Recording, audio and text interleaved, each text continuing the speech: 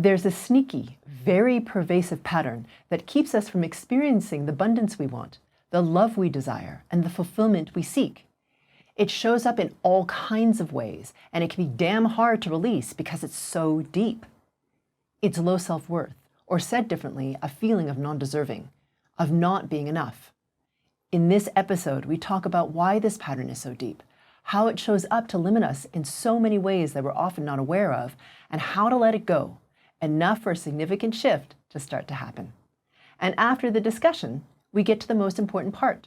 The group frequency calibration associated with this episode is where the frequency work happens and where change actually occurs. So be sure to listen to that.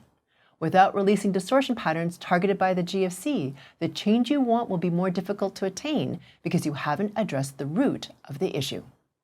If you liked this episode, please hit the like button. It helps us get our content to more people like you. My name is Karen Cheong, and today in Mastering Your World Through Frequencies, we're discussing where low self-worth really comes from and how to let it go.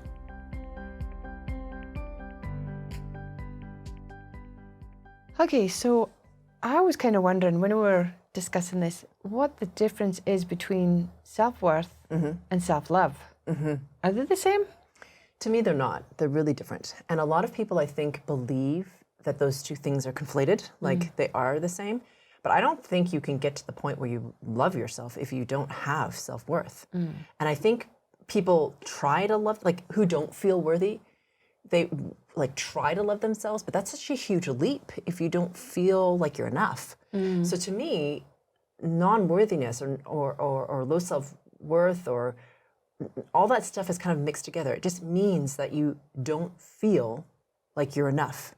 Yeah, period. I was going to ask you, right, so what is self-worth? Like what is a good self-worth, if you can call it that, and what is a lacking of self-worth? Yeah, so, you know, it's funny because I think as humans we over-idealize. Like we think we have to be perfect to have self-worth. You know, it's like we have to achieve all these things. We have to be like the super amazing person all the time, 24/7. It's like it's exhausting. To me, having self-worth is to actually be aware of and to accept yourself.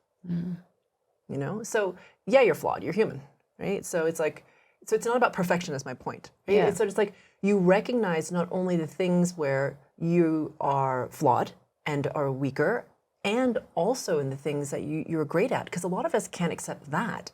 It's like, you know, it's like some people have a really hard time accepting a compliment, but it's like, and I'm not talking about going around being like, I'm like the best ever, look at me, you know, it's not about that, but it's to know inside yourself that you have things that are amazing and glorious and which are special to you and things that you could work on. Yeah. And I think when you're okay with that, it's enough. You know, like you are enough as you are. And I think you recognize you're okay with it when you can laugh at it. Yeah. That's my cue. It's a cue for me. Like, I'm terribly, terribly humanly flawed. Beautifully humanly flawed, I call it, right? Yeah. And I like to laugh at some of them really silly human feelings are lacking, you know? And at the same time work on it, but I find if I haven't got that kind of sense of humor towards it, then it's like, oh, it's still a sore, it's a wounding somehow.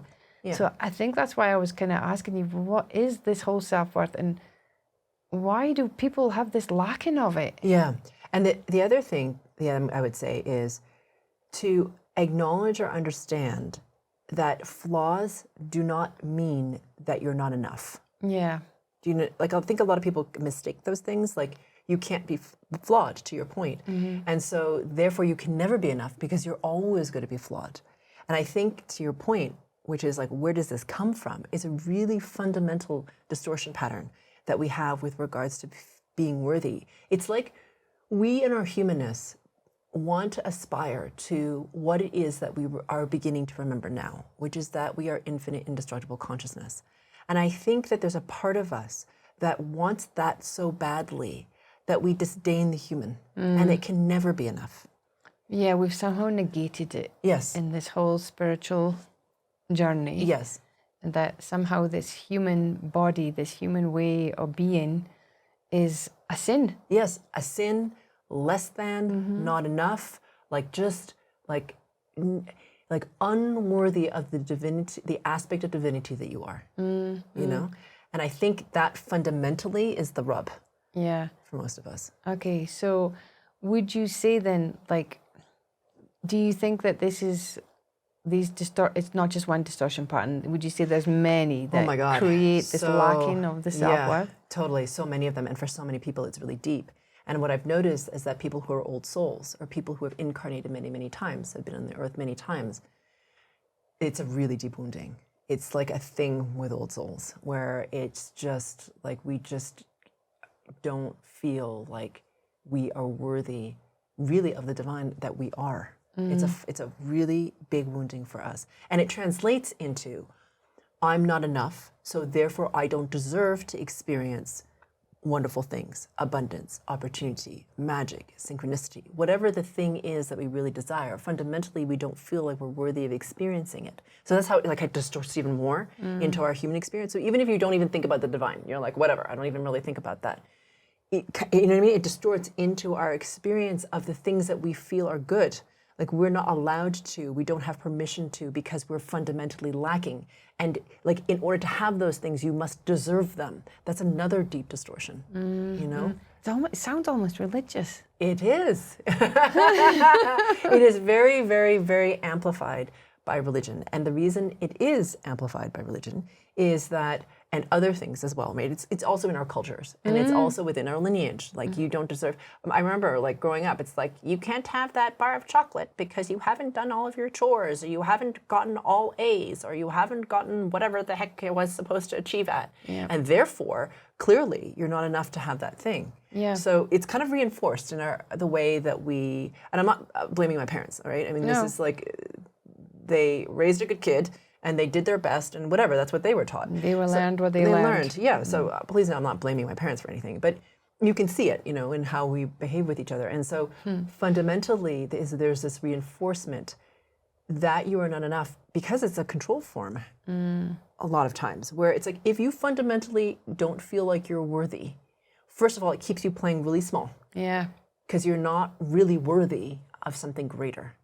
And should you throw even higher than that, it's like you won't even recognize that you are an aspect of the divine, and you don't really need an intermediary. And that is something that I think a lot of institutions can be very threatened by. Oh, yeah. Oh, yeah. And just even in the general public, it's somehow the labels that you get if you refuse to believe that you need to go to church to be able to be in communion with the source or God or you know, the creator of all that is. Yeah. That somehow you've blasphemed, or you're arrogant, or you're all the labels that get hurled at you. Yeah. Because you believe inherently that you don't need a church or a pope or a priest to be able to be in communion with the source that created everything. Yeah, exactly. and it goes, I think, beyond the Judeo-Christian paradigm as well. And I'm not an expert in religion, but it's interesting. If we are always chasing non-worthiness, meaning like, or worthiness, I should say. So if we're always chasing worthiness because we inherently don't feel like we're enough, we also start to consume more because we're trying to fill that void of not enoughness, because it can feel really empty, right? It's like, I am not enough. How do I fill this void of not enoughness? Okay, well, if I consume more, then maybe I'll start to feel better. But that kind of like consumptive behavior, if you're not whole within yourself, doesn't fill that void. It's a bottomless hole. Oh, it's totally bottomless. And that's what I was going to ask you next. Like, how do we as people recognize where this scale, let's say, a self-worth is? For me, the ultimate in understanding that self-worth isn't about self-love was coming to that point of realizing that I could be with all these flaws and still be in acceptance of this person called Fiona, and know that being human is hilarious. Yeah. You know, and there's these highs and there's these lows and there's these crunchy munchy things about being human. And you know, and afterwards you can go, oh, I can't believe I said that. Or you know. But at the end of the day, I go home and I put my head in the pillow and I go, it's all right. It's all right. Tomorrow's another day and we're gonna be good. Yeah. You know? Exactly. But I understand that some people are tortured by being human and having these flaws and feel like they have to consistently be different. Yeah. So I was going to ask you how people can recognize where their lacking is. Like, what behaviors, what patterns, what reactions would you say is, well, that's a lack of self-worth? You know? Yeah. A lot of times, it's interesting. It shows up a lot in relationship. Yeah. You know, when you don't feel worthy, people try to get approval or love from other people when they don't feel worthy of themselves. Right. And so so a lot of people who will do things for accolades or likes or being, you know, publicly praised, or just praised, like not even publicly, just generally, or even just, you know, are in relationships because they by themselves don't feel like they're enough. So they need someone else to provide the praise, the love, the acceptance, the whatever, adoration, even, in order for them to feel worthy. Does that make sense? It I mean, a lot of people will be in relationship because they don't feel like they're enough. So in the relationship, it's like they're looking to find that affirmation that they are. Yeah. It's funny, interesting about the affirmations. I watch this sometimes on Facebook or Instagram, where you see how many likes. Yes. And some people get genuinely upset if they've only got like 20 likes on that picture, as opposed to the 100 that they got for the other. Yes. And they try to emulate the 100. Yeah. Because somehow having that many likes makes them feel good about themselves. Yeah. Wow. Yeah. Now, isn't it great? You could use that as a tool. Absolutely. You could kind of look at it and say, wow, look at me. Look at my reaction. Whoa, why am I doing this to myself? Yeah. You know? Yeah. Or you can go down the well of self-despair because you only got 20 likes, you know. Or no one's listening to you. And I think it's I think right now, especially for teens, and I think you and I have talked about this before, it's hard because with teens, it's like they do have challenge with self-worth because it's just growing. Like their sense of self is growing. And so when you have this, I feel like it's hard right now to be a teen with all this social media and all this pressure of being liked and not liked. It's really hard if you don't have your own sense of self-worth to be okay in the storm of that, you know, in the judgment of it. And I think it can be really tough. And I think that it's really hard right now to date. You know, with people like swipe left and swipe right and all these crazy things based on a profile and a picture and like, I mean, that's got to be devastating because it's such a quick, such a surface, you know, assessment of someone else. And I feel like if you don't have a strong sense of self-worth, and what I mean by strong sense of self-worth, like okayness with yourself, contentment with yourself, acceptance of yourself. I think it's really hard right now to date and to not be feel kind of crappy because, you know, on a face that you're showing as like you know, it's just kind of weird. It's like this very tiny, minuscule representation of who you are. So I think it's really important for whether you're a teen or like whether you're dating or whether, it doesn't matter, like if you're just like a human alive, I think it's really important to really nurture this sense of self-worth. And it's going to sound weird, but it's hard to do just by thinking about it because you can just spin in the same thoughts and the same stories and the same patterns of like why it is that you suck and why it is that you don't deserve and why people don't like you and all these things that are terrible about you. Isn't there a famous phrase, you can't fix something that's broken with the thing with the mind and the thinking that broke it in the first place. Yeah, because you can't find a solution to the problem at the same level of thinking that created the problem. Yeah. So, and it's true. And I think the thing about low self-worth is that it is a distortion pattern. And until you release the distortion, it really becomes a thing that dictates most of your relationships in a way that's not helpful to you.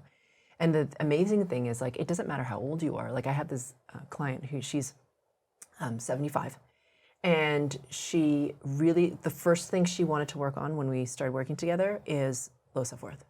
She goes, I can see it in all my relationships. People take advantage of me because I don't value myself. And people, I can't say no. I have trouble holding boundaries. Like and I am 75 and I do not want to end my years not feeling good about myself. And I want to change that. See, that was a great example of what I was asking. How do we recognize when we are lacking in that self-worth? Yeah. And these are great, not ideas, they're great insights, right? When I have no boundaries, when I'm constantly saying yes, when inside I'm tired, I'm exhausted, I actually want to say no, but if I don't say yes, I feel like you're not going to love me. And if you don't love me, I can't love me. Yeah, exactly. Right? That's really what's going on behind Absolutely, behind all that stuff. Behind all that stuff, yeah, okay. And what else? So, you your boundaries aren't clear, you're always saying yes because you're running fear. Yeah. Or not being loved if you say no. Yeah. For her, she always felt like whatever she was doing, like for another person, wasn't enough. So she would run into self-sacrifice all the time, you know? So she would be helping. And then when she asked for help, people wouldn't help her. So it was kind of this interesting, it would reinforce her own lack of self-worth because I'm giving all of this to them. And then when I need something, they're not willing to give it to me. So I'm clearly not worth being helped. Yeah. So do you see how I'm saying? It just reinforces itself. Reinforce it. And is it also a case of, I keep on doing this thing because I'm looking for the person to tell me what a good girl I am, or am I a great person, because I don't believe that about myself. Exactly. And what was great about this woman is she recognized that I don't feel good about myself. I'm always lacking in some way. And what the amazing thing is, and she was always, it's interesting, when she started, she was like very scattered. Her life was kind of chaotic. Her relationships were such that they were verging on the abusive, because people would take advantage of her all the time, because she's a very nice person. I mean, and so she's a nice person who doesn't feel worthy about herself, and so always putting herself out there for others, not having boundaries. And so her relationships are chaotic, very drama-filled, because people are demanding a lot of her all the time. Yeah, because abuse doesn't necessarily mean physical. No, not at all. Sorry, I meant emotionally abusive.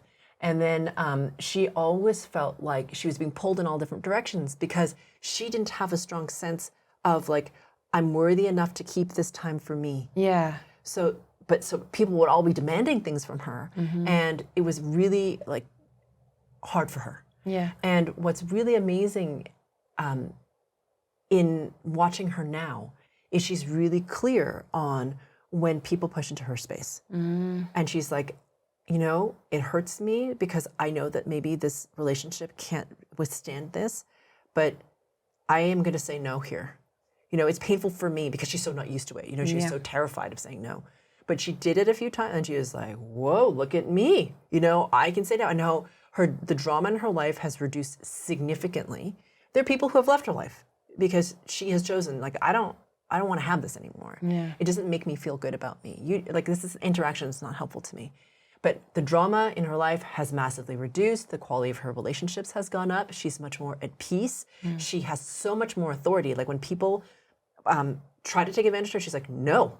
It's really amazing to watch a woman at this age really claim herself of like, that is not okay. You're being mean to me right now, and that is not okay. Yeah. And I'm like, good for you. Like, she's standing up for herself. It's really lovely to watch. And I feel like she is like so like much happier in this really soft, sort of radiant way, because she's happier with her as opposed to pleasing everyone else. And she has this like quiet confidence now. So it's really lovely to watch her. So what she has focused on. I was just going to ask you, what did she do? Focus on? Yeah. She just kept focusing on releasing her low self-worth. Like it was constantly a thing that she worked on. I'm not saying she didn't work on other things. She did. But she's like, I know this is a pattern of mine. So I'm just going to be really diligent with confirming the removal. If you don't know what that is, I would suggest watching, I think it's episode 101, which is the most important tool in your toolkit, if you want to know what confirming the removal is and why it's so important. And she would just keep doing it. And she was just really diligent with watching herself, confirming the removal, doing more like GFCs basically to clear that pattern, because she knew it was a thing for her. And she sort of like watched herself climb out of her, like this bucket of horrible, what seemed terribly like despair often. Because really, if you don't feel like you're enough, you can go into despair. Yeah. That's where she was. And it can feel like it can go dark. We can start to feel like we're not worthy of life, we're not worthy of living, that no one really loves us. You feel like you're unlovable. Exactly. You feel completely unlovable. Like there'll never be anybody in this planet that can love me. Exactly. Yeah.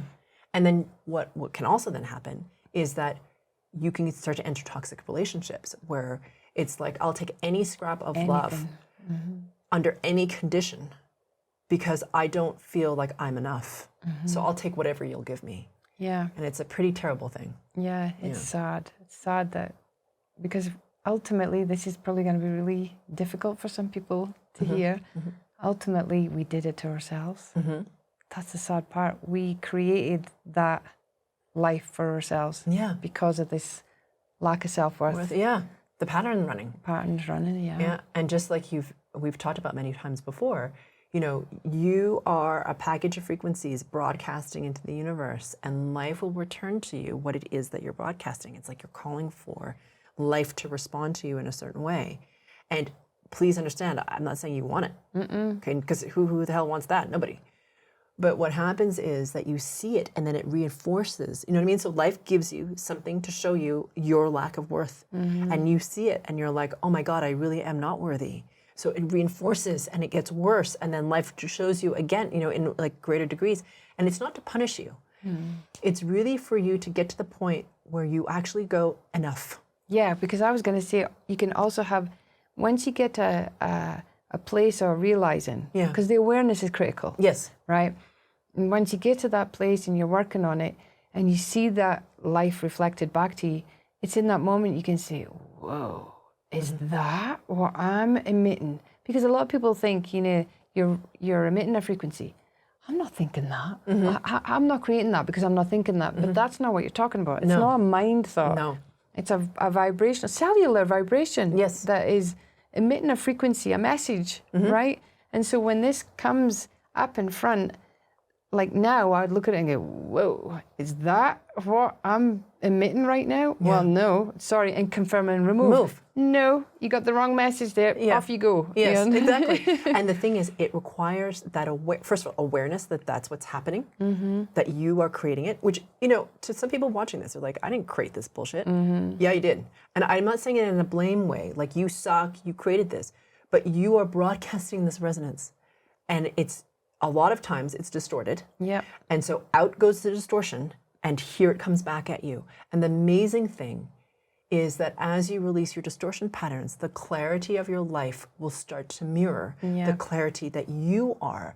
And it becomes like this amazing gift. I know it's going to, people might want to punch me for saying this because it's just like, oh, that's annoying. But honest to God, it feels like a gift that you get to unwrap every day. You're like, what's it going to be? I don't know. And it's not even just every day, it's in the moment. Yeah, what can I clear now? Exactly. And it's kind of cool because then all this life surprises us, It's sort of like you get these little packages of delight and magic or synchronicity that you literally, I could not have made up. Like you're just like, what is that seriously what's happening right now? Because it's so amazing. Can I share a story? Yeah. All right, this just happened on the weekend. So, I went through a rough week of distortion patterns and I just worked my way through them, confirm, delete, confirm, delete, confirm, delete. And I get up on the Saturday morning and I'm going in for my training. And I stop by the bagels because, I've got to get my bagels. And I get the training and I'm all prepared to go for my favourite little bar or cuppa, cuppa or something that day. And there would have been a time I couldn't have done it because I had such a low self-worth that going to a cafe by myself, oh my God. Oh, you mean like what would people think of you? Yeah, all by myself. It was horrific. And I was so shy because I had this painful idea who I was. That to expose myself in public was painful, Wow. But there I was and like, right, after I've done the training, I'm going to go for my cuppa. Yeah. And anyways, it turned out the people I was training wanted to come for a cuppa with me. So we're like walking along, chat. And I walk into this place. I go there quite a bit, but I walk in and I walked in the door and I was, hola Fiona, everywhere I went. And the people that were with me were like, it's like I'm with a rock star. Yeah. And I was cracking up. I thought, you just could not even plan this, And I go down to the little bar that I go for my cuppa and I chat away to the woman and I turn and she goes, Fiona. And I looked at her and I was like, oh, it's another person that I hadn't seen in ages. And my friends are with me and they're looking going, what the? And what cracked me up was, I was just in this lovely, calm place and I'd gone through all this confirm and removal. And I walked in the door and I received so much love. So much love. Like, the feeling of belonging. Yeah. The feeling of fucking excited because I'd come in. Yeah. I was like, wow. Yeah. The change from, years ago where I just crawled in through the door and if I had the courage to do it, And So they were reflecting your own sense of worth. That's how I perceive it. Yeah. So how you feel about you is being reflected in how they greet you. So it's kind of an interesting thing because you didn't ask for all of that community or all that love, but it's a reflection of, to me anyway, of how you feel about you, because again, you're broadcasting that into the universe, and that's what it's returning. It's like, I am loved. Yeah. You know, I am worthy. Yeah, because I'm loving me now. Yeah, exactly. Yeah. It was so such it's awesome. fun. Yeah. So if you want a rock star experience, sign up now. Yeah, but frequency work does work. I remember reaching a point, I'd done psychotherapy, I'd done psychodrama, I'd been at it for 3 years. I was told I could leave. I'd reached that point they call self-actualization. It was time for you now to go and, you know, live your life with this new being. And, you know, I thought that meant, I'm sorry. Yeah. What it meant was that I now had the tools to navigate, you know, the life that was coming at me and have the awareness. But what happened was, it's like I reached a ceiling. I would be in this moment and I'd feel the reaction in my body, and out of my mouth were coming these habitual words and reactions. And the whole time the training that I'd had was going, oh, what are you doing? You know you can't be doing this. No. There was this disharmony. Yeah. Because something inside had this, I used to say it was like something had a power in me that took over, yet my mind had all the training. I'm like, what are you doing? You know, this isn't, you know. Yeah. And I could never get to the bottom of it. Yeah. Until I found frequency work. Yeah. And then suddenly it was like, wait, what? That's gone. How did that happen? It's so weird when it's gone, isn't it? Because you're like, so if you have something like where you have, for example, my husband and I have been together for quite a long number of years, you know, so we've been together now for almost 30 years, very happily. Yeah. And it's really remarkable when you have somebody who's witnessed you for so long, because they'll say things like, did you notice that you're not freaking out? There's no plan. Did you notice that? And I'm like, yes, I had. I'm like, because he's like, because I'm really noticing that there's no freak out happening for you. Because I used to be like somebody who had everything very meticulously laid out, and I knew exactly what was happening when and who was going to come in when. And if it didn't happen according to plan, I would get very upset. But now it's kind of like, I will allow myself to feel like, no, actually, I thought I planned this thing for today, but today that's a no. And it's not like because I'm being lazy, because I'm not. No, you're not that person. Like I'm very driven to do. But then I'll be like, no, I'm going to honor that feeling. And he's just like, what? You're honoring the feeling? Whatever. You know what I mean? But my point is, like, all of these distortions I had about control and needing to get things done in order to feel like I had control or that I was worthy, all that stuff just disappeared from releasing my own distortion. I'm not suggesting I'm perfect in any way at all. But it's just such a relief, because when it's not there, it's so weird. You're just like, it's not there anymore. Yeah, it's amazing. And then even when it does pop its little head up, it's much easier to get, exactly. move along. Yes, exactly. And to not be attached to it in the same way, to have distance from it. Yeah. So the amazing thing is, with frequency work, it's the same thing happens with low self-worth. You know, when you start to release that distortion pattern. Because, I mean, even the fact that we're here, the two of us in front of cameras, is kind of an interesting thing, because we are very different people. But for me, like, to be visible in who I am and the work that I do now, and like, I came from a more traditional background where, you know, the most likely successful outcome for me was to be either like a lawyer or a doctor, like a good, you know, Asian person. Like, I was supposed to play by those rules. And so for me to be sitting here saying that I do the work that I do and talking to someone very candidly about how the world works from the frequency perspective is like, you know? And then for you to even be on camera is like a big deal. It was a big deal. Yeah. Yeah. I couldn't even look at myself. The first time we, you know, watched the replay, I was like, oh, it was painful. And now I'm just like, oh, I like what I'm wearing. Oh, yeah.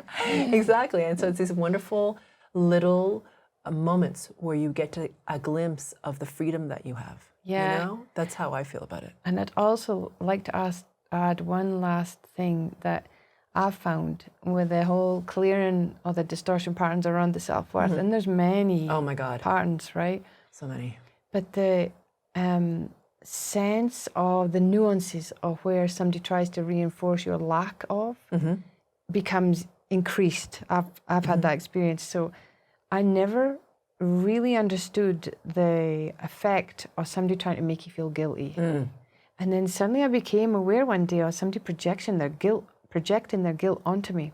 And I was, the feeling inside, I got all contorted and started to feel little and berated and then small and back into that way of the kid that was never felt good enough. And I remember the time thinking, screw you, take your guilt and shove it right up, you know, where the sun doesn't shine.